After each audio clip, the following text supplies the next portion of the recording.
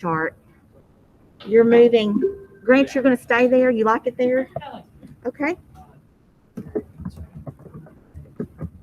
I guess you people at home can see where everyone's sitting here. So now you know what it looks like. I get him there. Okay.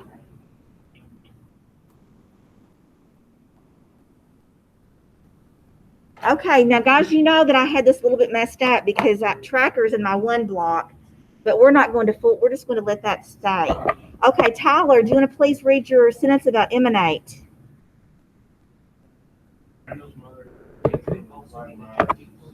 Perfect sentence for emanate. He's past tense, that's perfect. She rose up from the quagmire. Now, I love how he used quagmire. All right, Sierra, would you like to read your sentence for emanate?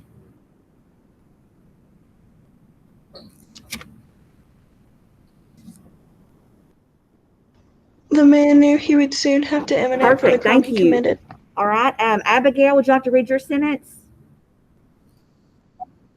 Yeah, the bear emanated from the cave in uncontrollable anger. Brennan, you want me to read your sentence for you? The teenage girl tried to control her attitude, but her actions began to emanate from her body. Excellent, and I love the way she used a comma and a coordinated conjunction. Perfect. All right, Daniel, would you like to read your sentence? Good smells emanated from the kitchen, and I'll just let you fill in the blank to whatever that favorite smell is. Grant. Oh, okay. Emanate to me now. I need to talk to you. Okay, sure. That sounds. I know. Okay, Logan.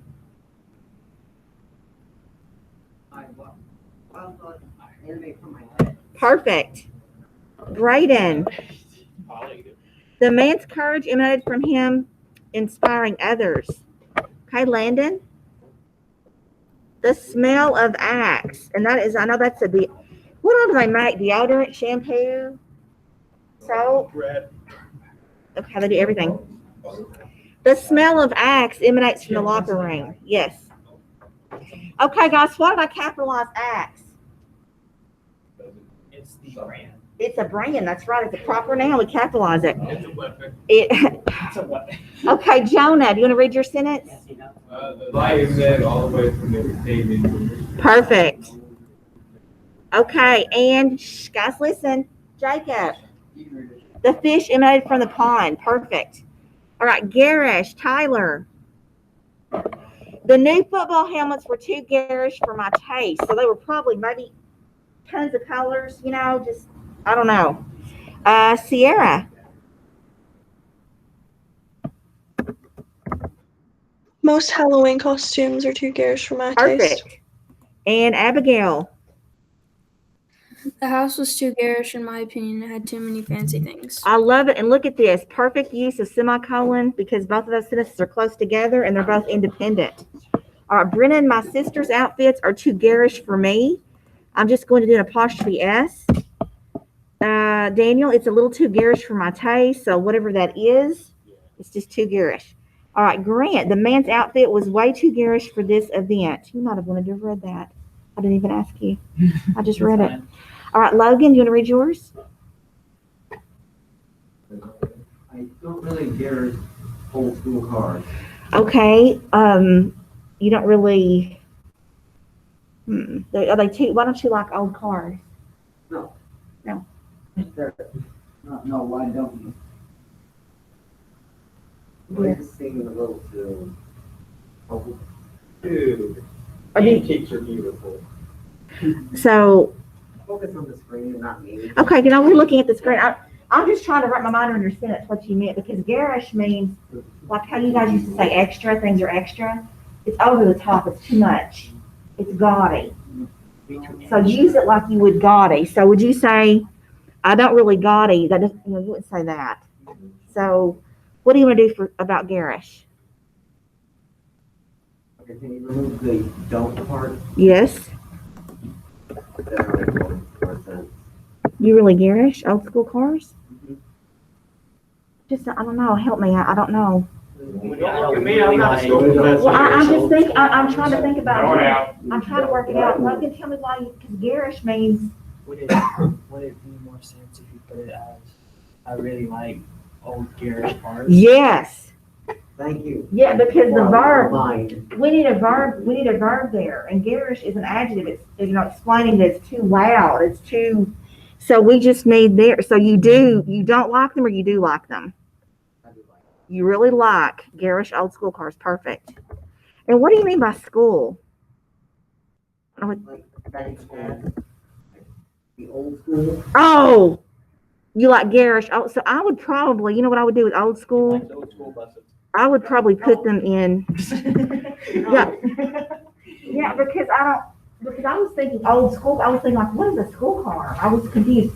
That tells me, you know, it's, I like old school buses. that's like a old Old school. school buses. Yeah. Guys, old school is a hackneyed expression, but I know what you mean, but I didn't know what it meant up there. It was just kind of throwing me I off. like old school buses. Okay, We used Old to school have- buses are, I think what I like.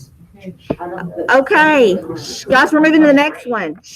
The African style is too garish for me. The African style, okay. Jonah. Jonah, you gonna read yours? The clown outfit was too garish. Caden. The rapper 2 Chains has garish jewelry. Okay. And Braden. I'll let you get it. The costumes were too garish for my taste. Okay, perfect. All right, guys, very good. All right, so now since we finished that, I want to go ahead and finish the 20, we got like 18 minutes of the documentary left. Okay, when we finish, I want those of you who need to, those who need to take an AR test, do so. If you need to read a little bit more before you take one. If you just need a few points, you can read an article. It's where you go and you know, when you sign into AR and you go into the page to take a test, you have to put the name of the book in, and it'll come up to take the test. Well, there's articles there that are nonfiction, and it can take you about 10 minutes to read and get a point. You have to read the article. It asks you to highlight it, but it doesn't grade you on that. It asks you like 3 to 4 questions after you read the article. So if you're just a point or two away from your goal, please go ahead and read those nonfiction articles, okay? And remember, any points is better than 0, right? All right, so let me get to where we were in the video. We're 22 minutes in it. And again, he's taking us to where the Green Knight, all he wrote over in Britain, and it's about to start with a poem telling us, actually it already has started telling us about the poem.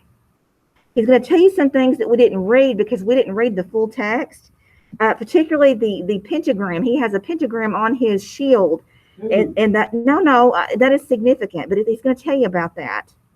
Well, no, I know you think that, but it's not that here. All right, here we go. Okay, that's right. Well, you just do that. I don't blame you. Okay, I just can't get right on it, guys. Here we go. All right, here we go. Depiction of this being can be found at the It's cathedral at kind of Winchester, close to where we the were. town that also provides shelter to the Round Table of Edward Guys, we're I. listening. It is believed that the Green Man represents a residual memory of ancient fertility cults. Their rituals would involve ceremonies around the time of Christmas and Easter, and would include the ritual slaughter of a man whose death mirrored the death of the god in the depths of winter. This was necessary for the god to return to life with the spring. Bearing this in mind, in the 14th century, a green figure may still have been associated with something alien, wild, and certainly non-Christian. If so, although our Green Knight is not linked to any kind of godhead, for the poet's audience, the color green would have had a number of negative associations. For all that, the knight is to be seen as no more, and perhaps less than, a knight as the tale advances.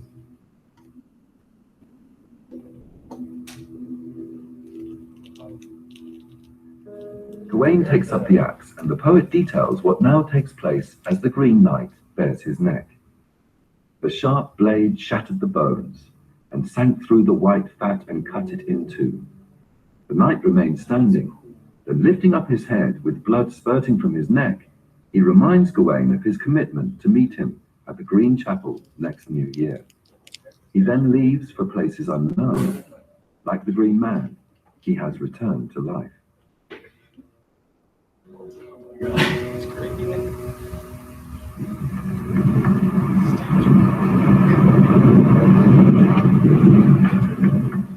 A vivid description is provided of the passing year, and the time arrives for Gawain to fulfill his pledge.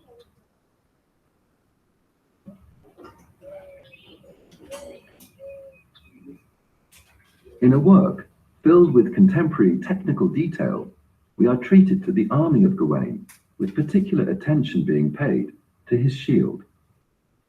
It consists of a golden pentagram on a red background, with an image of Mary, the mother of Christ, on the inside. See, I don't think it's not. There is no doubt that it is given Don't tell. overt numerological significance in the poem, with each of the 5 points representing simultaneously Gawain's 5 senses, his 5 fingers, his 5 moral virtues, the 5 wounds of Christ, and the 5 joys which Mary had of her child, giving the shield the overall value of 5 times 5. The shield sometimes has been seen as holding a key to the whole tale. Guys, Later, listen. we shall see that in a sense it does. Yeah, that's a little sketch.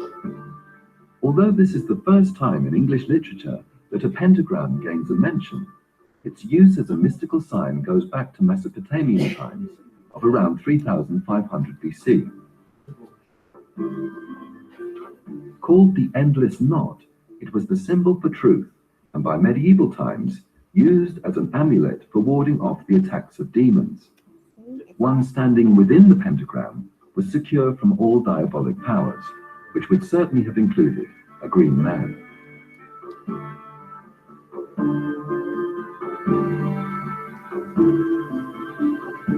After a journey in search of the Green Chapel, during which Gawain fights dragons, wolves, bulls, bears, and wild boars, as well as battling foes at every stream crossing, he finds himself utterly lost. He has found no trace of the Green Knight.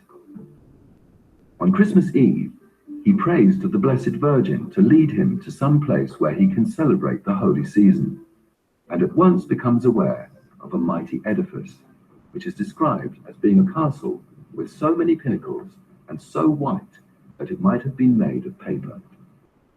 Warwick Castle, one of the finest of the 14th century fortresses, provides a fine example of the elegance that these massive stone buildings had acquired by this time.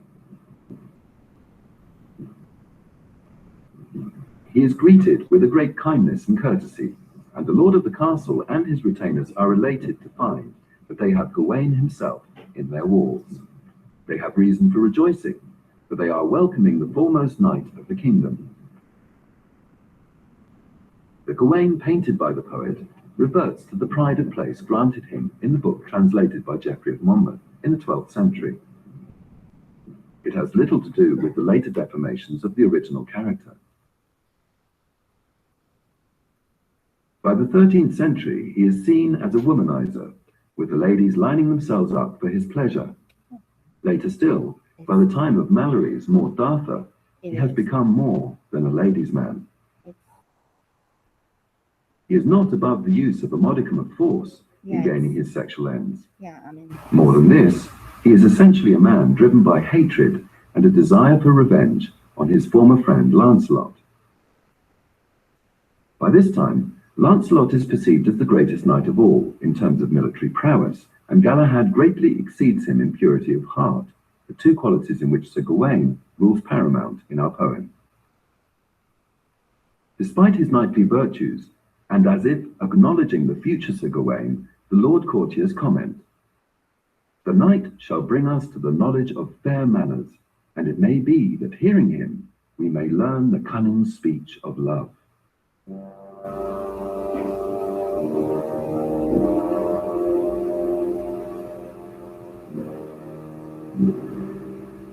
Gawain and the Lord greet and kiss each other, and he is introduced to the lady of the castle, together with her companion, an old crone. Gawain bows to the latter, but as for the lady of the castle, he took her lightly in his arms, and kissed her courteously, and greeted her knightly wise. Gawain accepts with great pleasure the invitation to pass Christmastide at the castle. The Lord's name is later declared to be Bertilac, and for the next 3 days, Gawain enjoys his hospitality, as he and that fair lady have much joy of each other's company through her sweet words and courteous converse. As he prepares for his departure, the Lord reveals that the Green Chapel, the object of his quest, is in the immediate vicinity, and Gawain gladly responds to his invitation to await his appointment at the chapel with a prolonged stay at the castle. To enliven the period of waiting, Bertilac suggests that a bargain be drawn up by which he and Gawain will each exchange with each other whatever they receive the next day, a contract that is then extended for the 2 further days at Haute d'Isère. The Lord will spend the days hunting, while Gawain will rest in bed, recovering from his journey and the subsequent revelry.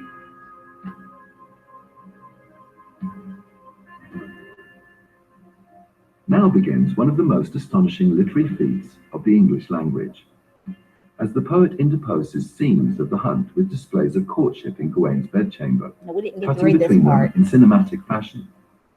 The technique appears to be without precedent, and although in the 20th century novel, these shifts of time and space have become a commonplace, its usage here is so masterly that it remains fresh.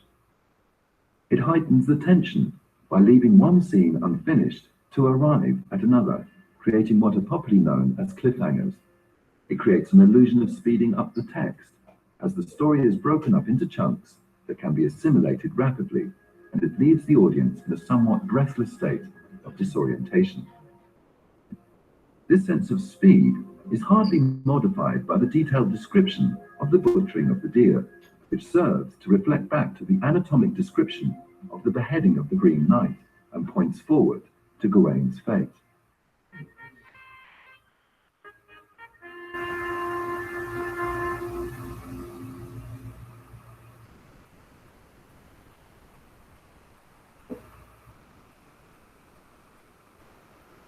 What is happening is that, as agreed, Bertilac departs for the hunt each day.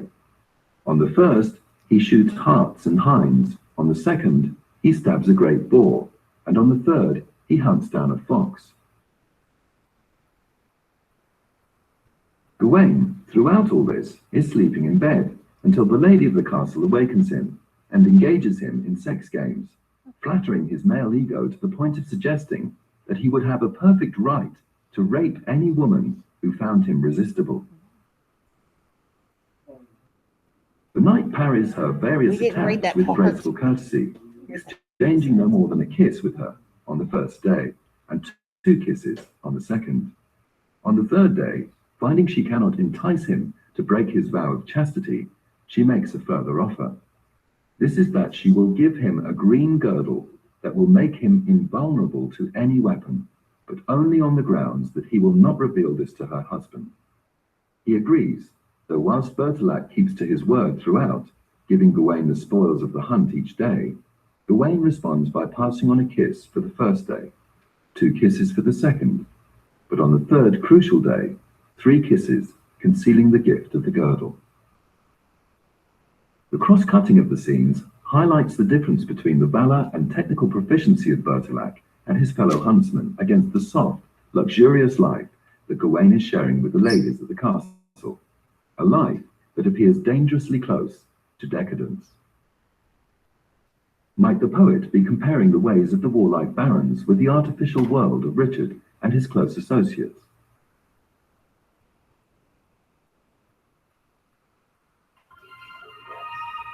Gawain has now put his faith in a girdle, a green girdle, given him by another man's wife, after he refuses her ring. Both items are obvious sexual symbols. This girdle he will knot around himself to escape death at the hands of the Green Knight. Now taking precedence over the endless golden knot of the pentangle, protected by the Virgin Mary, and whose symbolic meaning stood for truth, the girdle has been obtained as a reward for untruth and deception. The purpose of the detailed description of the shield is now revealed.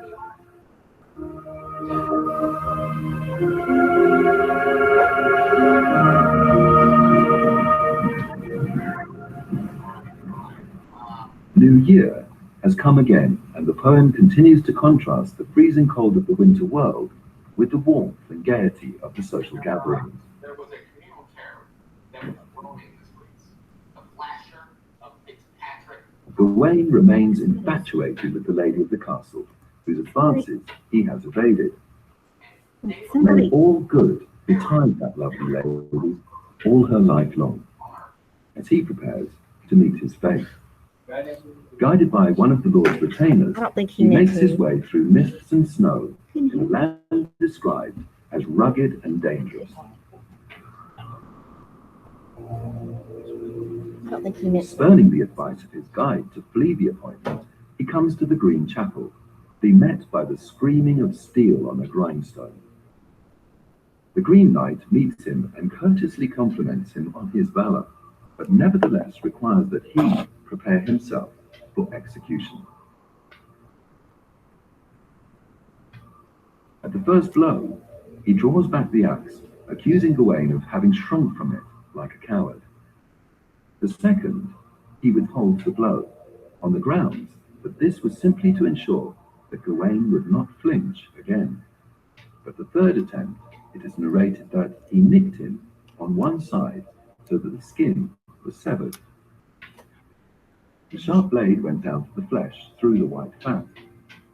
Gawain explodes in anger, claiming that the contract has been fulfilled and threatening his opponent should he make a further attempt. The Green Knight, who turns out to be none other than Bertilac in a different guise, placates him, complimenting him on his courage. He reveals that Gawain has been the unfortunate dupe of a plot laid by the elderly companion of the lady, which had been aimed at the life of Arthur's wife, Guinevere. Nothing more is said about this, and it appears to be a red herring. The elderly companion is in fact Morgana Le Fay, the half-sister of Arthur, and incidentally, Gawain's aunt. Not only is she a great sorceress, we are told that she is a goddess, a strange addition to a work saturated with the Christian faith. It was she who sent Bertilac out in the guise of the Green Knight. The lady of the castle, whom Bertilac describes as having been Gawain's enemy, was encouraged by Bertilac himself to tempt Gawain. The knight-errant is congratulated, having acquitted himself nobly with one minor omission. For not giving up the girdle, he had received a flesh wound, as had been agreed by their arrangement. Overcome with shame and remorse, Gawain refuses to allow himself to be reconciled to his deceit. Despite the Green Knight's attempts to comfort him, Gawain is unable to come to terms with his own weakness, his only consolation being that the biblical patriarchs also proved capable of being beguiled by women. He refuses Bertilac's invitation to return to the castle to meet his aunt Morgana. His only request is that he be allowed to retain the girdle as a perpetual reminder to himself of his own failings.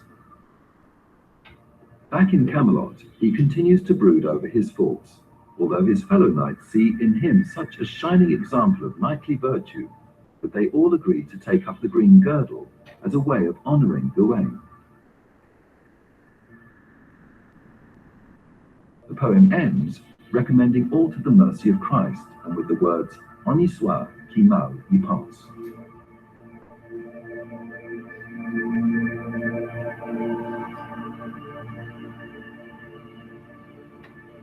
Perhaps Gawain is not the only person who has been put to the test and been unable to distinguish illusion from reality.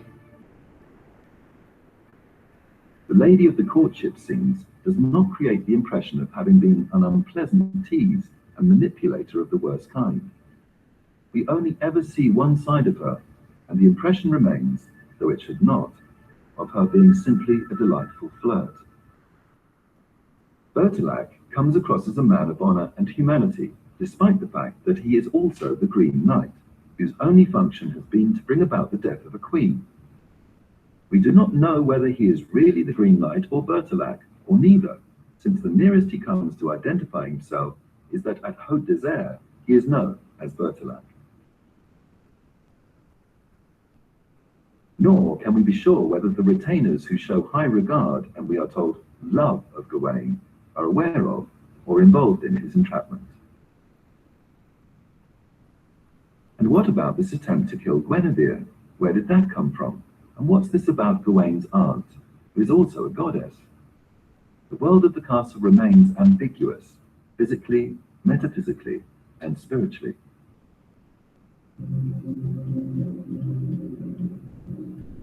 It is possible that these nicely structured confusions reflect the meditations of the poet of the court of King Richard, of which he himself was a part. What he saw was beguiling, but lacking substance. The disorientation of perception and values that the poem ends with is the true destination of Sir Gawain's quest for the reader, beyond the Green Chapel.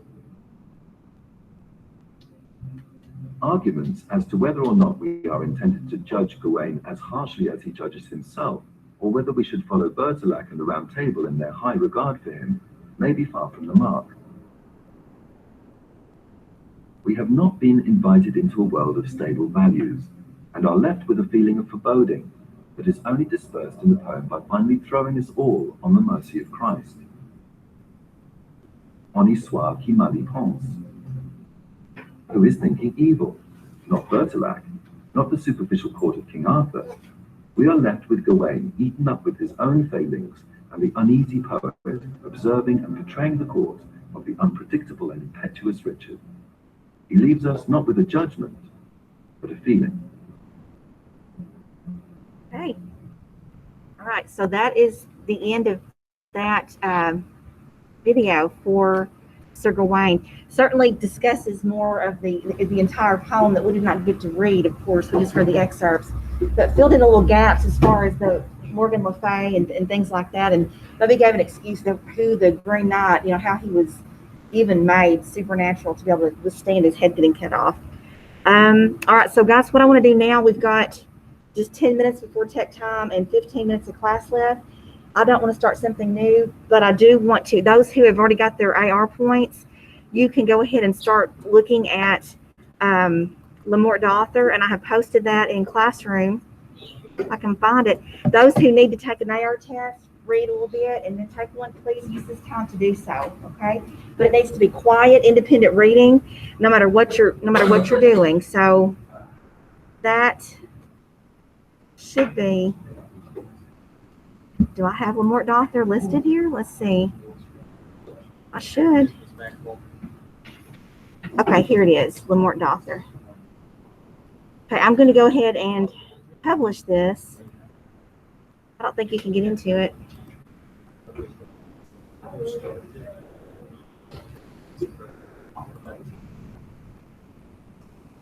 Okay, it needs to be put under the topic Le Morte d'Arthur.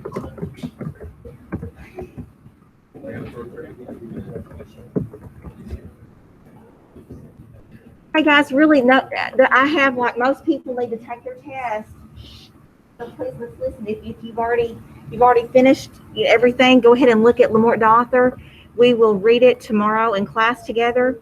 It's just a couple of pages, so it doesn't take long to read that at all. Okay, I'm going to go ahead and stop recording because I have no more information. But guys, listen, the AR cutoff is immutable. That means we can't we can't change it. It's going to be cut off today, which means you have to get your points, or it will be whatever's in there. If it's a zero, it's a zero. So any points you get is better than zero. So please take a test.